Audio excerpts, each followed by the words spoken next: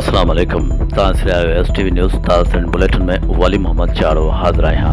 नजर वजूं था सजावल खां सलीम मलाह की रिपोर्ट से।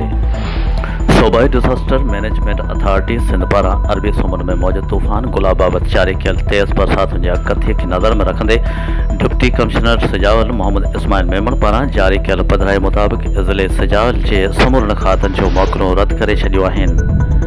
कंहिं भी किस्म की सूरत हाल के बर वक्त मुंहुं ॾियण लाइ ज़िले सजावल के समूर खातन के अमलदारन के हर वक्त अलर्ट रहण जो हिदायत ॾींदे चयो आहे त को बि ऑफिसर ज़िले हेडक्वार्टर न छॾींदो। हुन पंहिंजी पधराई में वधीक ॼाणाईंदे माहिकीरनि खे आगाह कयो आहे त मौसमियात खाते पारां अॼु खां 2 अक्टूबर ताईं तेज़ हवाउनि सां गॾु बरसात जी अगकथी कई वई आहे। उन करे समुंड में मच्छी जे शिकार ते वञण खां पासो कयो वञे ऐं जेके माहिकीर समुंड में शिकार लाइ वियल आहिनि उहे फौरी तौर महफ़ूज़ हंधनि तरफ़ निकिरी पंहिंजे ॿेड़ियुनि खे किनारनि ते हिफ़ाज़त सां ॿधी छॾनि ऐं उन सां गॾोगॾु बचाव लाइ एहतियाजी तदबीरुनि ते पिणु अमल कयो वञे।